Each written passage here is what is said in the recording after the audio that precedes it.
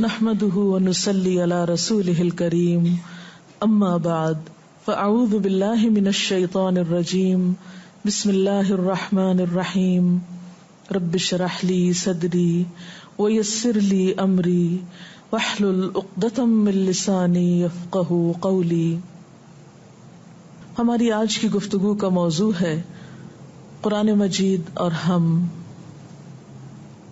یہ دنیا جس میں میں اور آپ رہتے ہیں یہ اللہ نے بنائی ہے.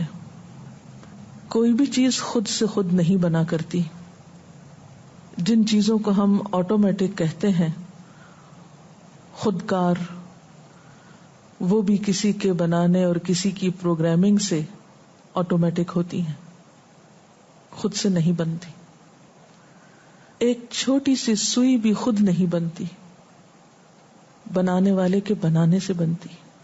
تو یہ اتنی بڑی کائنات، وسیع و عریض کائنات، جس کی کوئی انتہا ہماری نظر میں نہیں، یہ بھی خود سے نہیں بنی. اس کو اللہ رب العالمین نے بنایا ہے،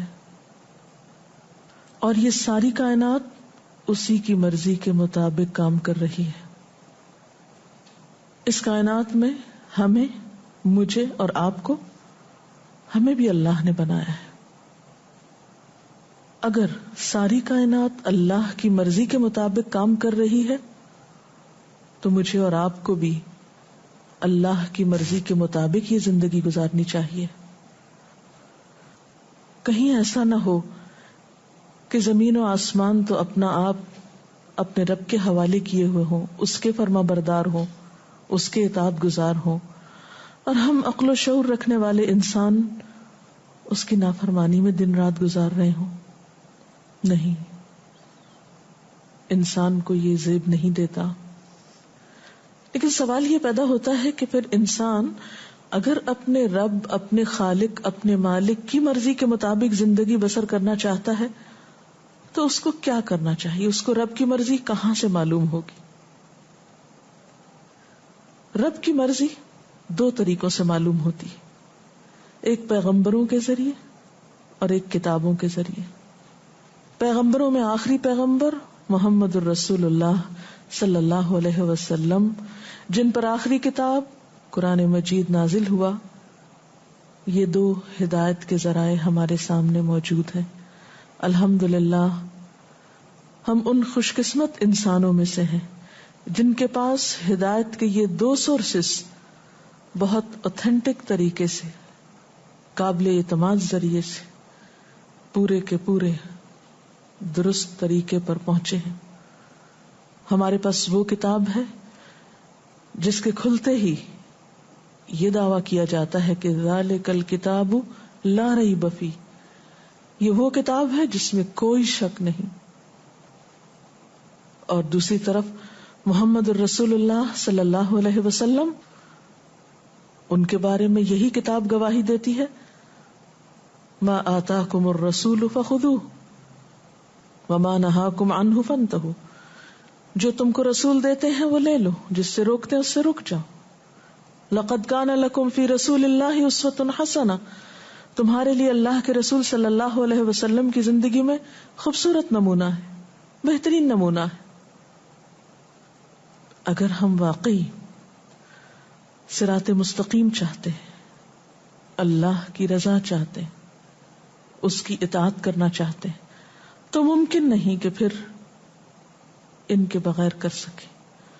اور خصوصاً قرآن، گر تو خواہی مسلمان زیستن نیست ممکن جز بقرآن زیستن.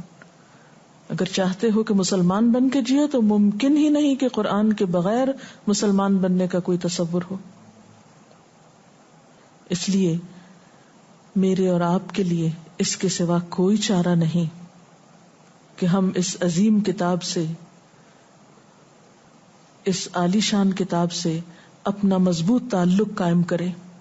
بل هو قرآن مجید فی لوح محفوظ، یہی کتاب ہمارے لیے دنیا اور آخرت کی کامیابی کی ضمانت دیتی ہے. رسول اللہ صلی اللہ علیہ وسلم نے فرمایا، یہ قرآن اللہ کی رسی ہے، حبل اللہ یہ واضح نور اور شفائے نافع ہے. جو اس کو تھامے رہے اس کے لیے بچاؤ ہے، اور جو اس کی پیروی کرے، اس کو فالو کرے، اس کے لیے نجات ہے. اگر کوئی ٹیڑھا ہو تو اسے یہ قرآن سیدھا کر دیتا ہے، اس کے دل کا ٹیڑھا پن درست ہو جاتا ہے.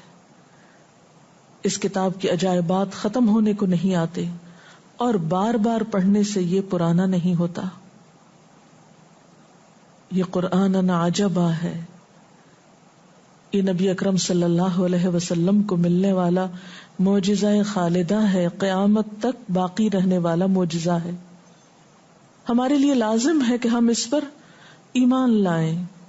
وَإِنَّهُ لَتَنزِيلُ رَبِّ الْعَالَمِينَ نَزَلَ بِهِ الرُّوحُ الْأَمِينُ عَلَى قَلْبِكَ لِتَكُونَ مِنَ الْمُنذِرِينَ بِلِسَانٍ عَرَبِيٍّ مُبِينٍ.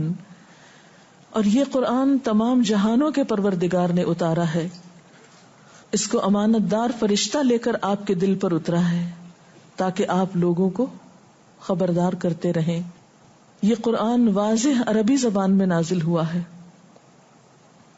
اس کتاب میں ہمارا ہی ذکر ہے. یہ کتاب ہمارے لیے روشنی کا مینار ہے. اس کتاب میں ہمارے لیے شفا ہے.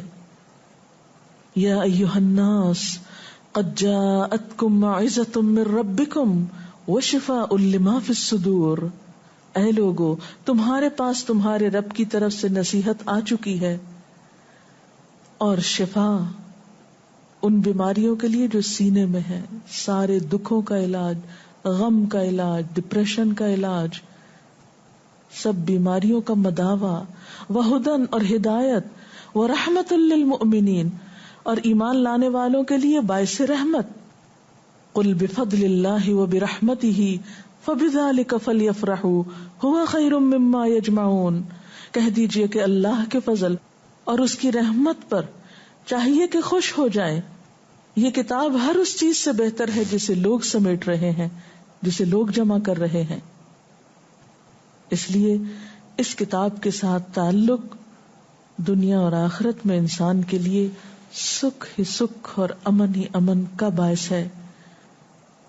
تو پہلی چیز یہ کہ اس پر ایمان لایا جائے. دوسری بات یہ کہ پھر اس کے ساتھ ایک مضبوط تعلق قائم کیا جائے. اور وہ کیسے؟ سب سے پہلے تو اس کو پڑھ کے، اس کی تلاوت کے ذریعے. جس طرح انسان کے جسم کو غذا چاہیے ہوتی ہے، جس طرح انسان جسمانی طور پر بھوکا ہوتا ہے، اسی طرح انسان کی روح بھی بھوکی پیاسی ہوتی ہے. اور اس کی بھوک کھانے پینے سے نہیں اترتی. اس کی بھوک، اس کی طلب قرآن سے پوری ہوتی ہے. قرآن روح کی غذا ہے، اور جب انسان اس کی تلاوت کرتا ہے تو روح سیراب ہوتی ہے. آپ صلی اللہ علیہ وسلم نے حضرت ابو ذر سے کہا تھا کہ اے ابو ذر، قرآن پڑھو اور اللہ کو یاد کرتے رہو، کیونکہ اس سے تم آسمان میں یاد کیے جاؤ گے اور زمین میں وہ تمہارے لیے روشنی ہوگی. گویا اس کا پڑھنا روشنی کا باعث ہے، رہنمائی کا باعث ہے.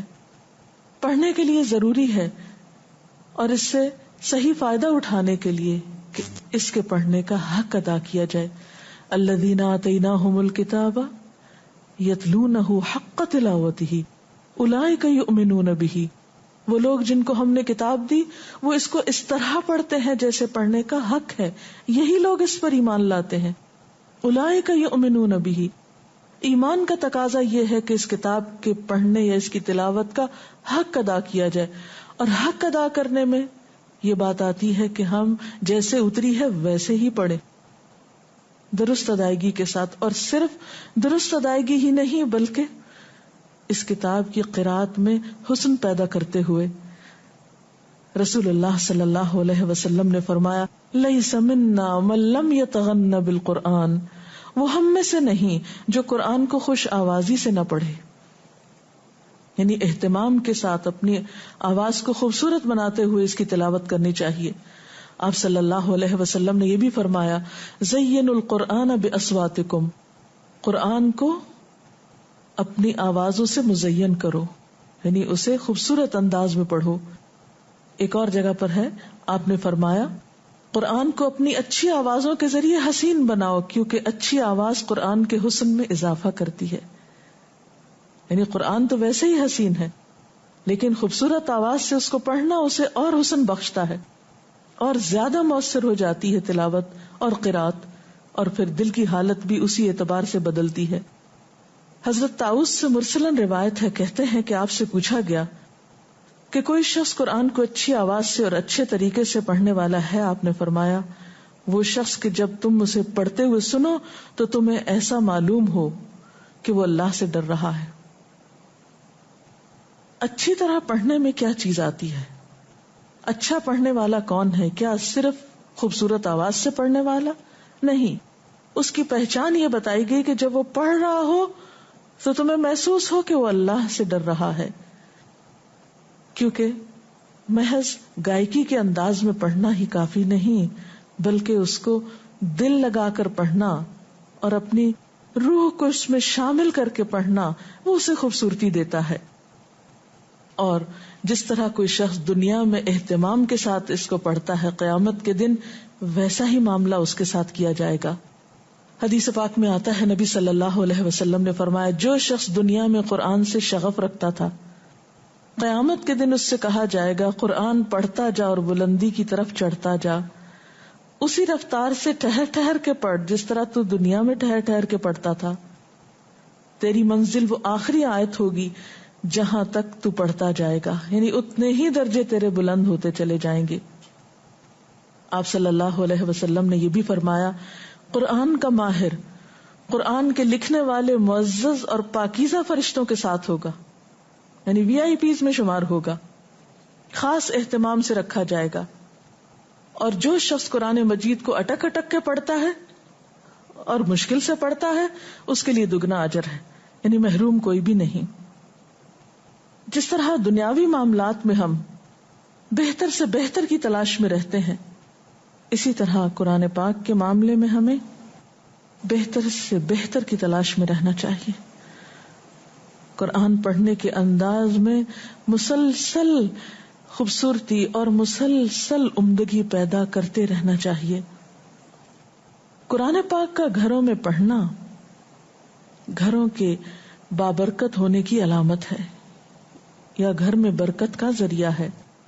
آپ صلی اللہ علیہ وسلم نے فرمایا اپنے گھروں کو قبرستان نہ بناؤ، شیطان اس گھر سے بھاگ جاتا ہے جس میں سورہ بقرہ پڑھی جاتی ہے. قرآن پاک کی محض دیکھ کر ہی تلاوت نہیں کرنی چاہیے، بلکہ اس کا کچھ نہ کچھ حصہ زبانی بھی یاد کرنا چاہیے.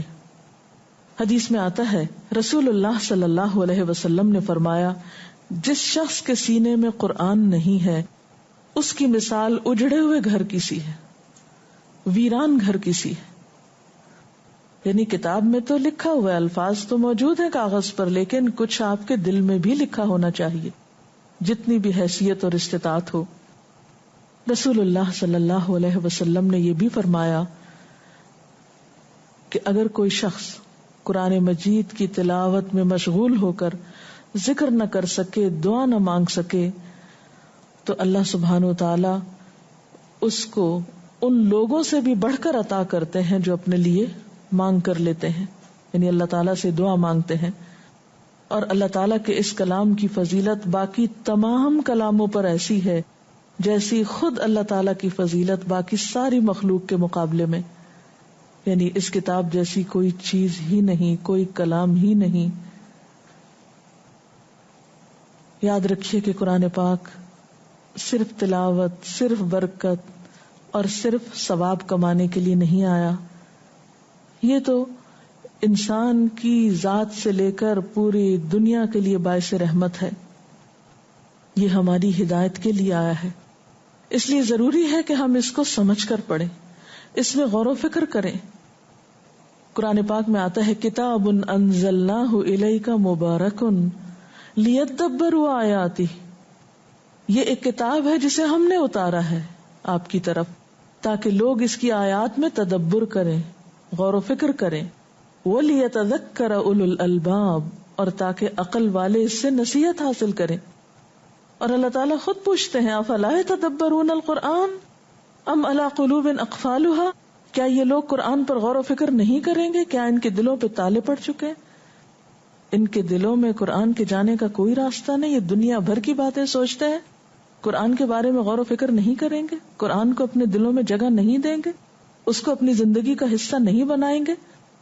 اور یاد رکھیے کہ یہ کچھ مشکل کام بھی نہیں، اللہ تعالیٰ بارہا فرماتے ہیں وَلَقَدْ يَسَّرْنَا الْقُرْآنَ لِلذِّكْرِ، ہم نے نصیحت کے لیے قرآن کو بہت آسان کر دیا ہے، فَهَلْ مِن مُدَّكِرٍ، ہے کوئی جو اس سے نصیحت حاصل کرے، ہے کوئی سبق لینے والا؟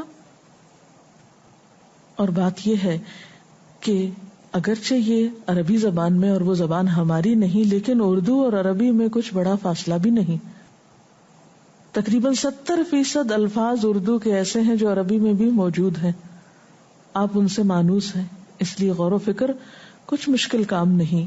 اگر اس کے لیے انسان روزانہ اپنی زندگی میں سے کچھ وقت نکالے تو بہت جلد اس کے معنی جان سکتا ہے۔ اور پھر یاد رکھیے کہ یہ کتاب صرف پڑھنے کے لیے نہیں، صرف طبع آزمائی کے لیے نہیں، بحث مباحثے کے لیے نہیں، یہ تو ہدایت کی کتاب ہے، یہ تو اس لیے کہ اس کو پڑھ کر اس پر عمل کیا جائے۔ آپ صلی اللہ علیہ وسلم نے فرمایا وہ شخص قرآن پر ایمان نہیں لایا جس نے اس کی حرام کی ہوئی چیزوں کو حلال کر لیا، یعنی جس کا اس کتاب پر عمل نہیں، گویا اس کا ایمان بھی ادھورا ہے۔ اور قیامت کے دن قرآن یا تو انسان کے حق میں حجت بنے گا یا اس کے خلاف گواہی دے گا، القرآن حجت لک وعلیک، یا تو انسان کی طرف سے جھگڑے گا یا شفاعت کرے گا یا پھر اس کے خلاف گواہی دے گا۔ تو کس کے حق میں گواہی دے گا؟ جو اس پر عمل کرنے والا ہوگا، اس کا حق دینے والا ہوگا۔ حضرت عثمان اور حضرت عبداللہ بن مسعود کا طریقہ یہ تھا کہ اگر آپ صلی اللہ علیہ وسلم سے وہ 10 آیتیں بھی پڑھ لیتے تھے تو جب تک ان آیات کے تمام علم و عمل کے پہلوؤں کو اپنے اندر جذب نہیں کر لیتے تھے، آگے قدم نہیں بڑھاتے تھے۔ وہ کہتے ہیں کہ ہم نے قرآن کے علم اور عمل کو ساتھ ساتھ لیا ہے۔ ان کی زندگی میں تصور ہی نہیں تھا کہ قرآن صرف علم حاصل کرنے کے لیے پڑھا جاتا ہے، یا وہ صرف نالج بڑھانے کے لیے، نالج میں اضافہ کرنے کے لیے، یا مزید کچھ جاننے کے لیے۔ نہیں، یہ تو کتاب ہے ہی عمل کے لیے۔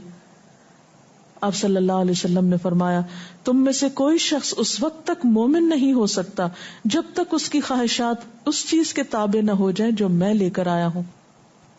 اور پھر امت مسلمہ کے فرد ہونے کی حیثیت سے ہماری ذمہ داری ہے کہ جہاں ہم اس سے خود فائدہ اٹھائیں وہاں یہ کتاب یا ایھا الناس کہہ کے پوری انسانیت کو مخاطب کرتی ہے۔ اس خوبصورت کتاب سے دوسروں کو بھی متعارف کرائیں۔ ھذا بلاغ للناس ولینذروا بہ، یہ تو سب انسانوں کے لیے پیغام ہے، یہ صرف مسلمانوں کی کتاب نہیں، یہ تو پوری انسانیت کے لیے، اور تاکہ وہ سب اس کے ذریعے خبردار کیے جائیں۔ اور اسی لیے آپ صلی اللہ علیہ وسلم کو خصوصی تاکید کی گئی، وَأُوحِيَ إِلَيَّ هَذَا الْقُرْآنُ لِأُنذِرَكُم بِهِ وَمَن بَلَغَ، میری طرف وحی کی گئی ہے کہ میں اس قرآن کے ذریعے تم کو بھی خبردار کروں اور جس کو یہ پہنچے۔ گویا یہ کتاب ساری انسانیت کی ہدایت کے لیے ہے، اور اس کے لیے کیا ضروری ہے پھر کہ ہم اس کو سیکھنے یا سکھانے والے بن جائیں۔ آپ صلی اللہ علیہ وسلم نے بشارت دی ہے، خیرکم من تعلم القرآن وعلمہ، تم میں بہترین ہیں وہ لوگ جو قرآن سیکھیں اور سکھائیں۔ قرآن ہمیں پکارتا ہے، اب بات ہمارے ذمہ ہے کہ ہم اس کی پکار پہ لبیک کہتے ہیں یا اس سے منہ موڑ لیتے ہیں۔ اور یاد رکھیے جو اس سے منہ موڑے گا اس کے بارے میں بھی قرآن پاک میں آتا ہے، وَقَدْ آتَيْنَاكَ مِن لَّدُنَّا ذِكْرًا مَنْ أَعْرَضَ عَنْهُ فَإِنَّهُ يَحْمِلُ يَوْمَ الْقِيَامَةِ وِزْرًا خَالِدِينَ فِيهِ وَسَاءَ لَهُمْ يَوْمَ الْقِيَامَةِ حِمْلًا، ہم نے خاص اپنے ہاں سے تم کو ایک ذکر عطا کیا، جو کوئی اس سے منہ موڑے گا وہ قیامت کے روز سخت گناہ کا بوجھ اٹھائے گا، اور ایسے سب لوگ ہمیشہ اس کے وبال میں گرفتار رہیں گے، اور قیامت کے دن ان کے لیے بڑا تکلیف دہ بوجھ ہوگا۔ ایک اور جگہ پر فرمایا، من اعرض عن ذکری فإن له معیشۃ ضنکا ونحشرہ یوم القیامۃ اعمی قال رب لم حشرتنی اعمی وقد كنت بصیرا۔ قال كذلك أتتك آياتنا فنسيتها وكذلك اليوم تنسى. جو میرے ذکر سے منہ موڑے گا، اور ذکر سے مراد یہاں اللہ کی کتاب ہے، میں اس کے لیے دنیا کی زندگی تنگ کر دوں گا، اور قیامت کے دن ہم اس کو اندھا اٹھائیں گے. وہ پوچھے گا اے میرے رب مجھے اندھا کیوں اٹھایا گیا، میں تو دیکھنے والا تھا. اللہ تعالیٰ فرمائے گا ہاں اسی طرح ہماری آیات تیرے پاس آئی تھیں مگر تو نے انہیں بھلا دیا، لہذا اسی طرح آج تم بھلائے جا رہے ہو. جو شخص اس کتاب کو جتنی اہمیت دے گا، اس سے جتنی محبت کرے گا، اس کی جتنی قدردانی کرے گا، اس کے ساتھ جتنا وقت گزارے گا، اس سے کہیں زیادہ بڑھ کر اللہ تعالیٰ کی رحمت، نوازش اور عنایات کا مستحق ہوگا. اللہ تعالیٰ سے دعا ہے کہ وہ ہمیں اس کی قدر کرنا سکھائے. حقیقت یہ ہے کہ عزت اس کتاب کے ساتھ ہے ہم سب کی، کیونکہ یہ قرآن مجید ہے، عزت والی کتاب، عزت والا قرآن. ہم سب کے لیے لازم ہے کہ ہم اس کی عزت کریں اور اس کو اہمیت دیں اور اسے اپنی زندگی میں شامل کریں اور اس کے ساتھ ایک مضبوط تعلق رکھیں. اللہ تعالی ہم سب کو اس کی توفیق عطا فرمائے. اس سلسلے میں اگر کوئی سوال ہے آپ کے ذہن میں تو آپ کر سکتے ہیں. کیا قرآن سننے کا بھی اتنا ہی ثواب ہے جتنا قرآن پڑھنے کا ہے؟ جی ہاں، قرآن پاک سننا بھی بہت اعلیٰ درجے کی نیکی ہے، کیونکہ قرآن پاک میں قرآن پاک کو سننے کے بارے میں بہت تاکید ملتی ہے. اور قیامت کے دن دوزخ میں جانے والے لوگ حسرت سے کہیں گے لو کننا نسمع او نعقل ما کننا فی اصحاب السعیر، کاش ہم سنتے یا سمجھتے تو آج ہم دوزخ میں جانے والوں میں نہ ہوتے. تو سننا بھی بہت ضروری ہے اور بہت باعث اجر ہے. وآخر دعوانا ان الحمد للہ رب العالمین. سبحانک اللہم وبحمدک نشہد ان لا الہ الا انت نستغفرک ونتوب الیک. والسلام علیکم ورحمۃ اللہ وبرکاتہ.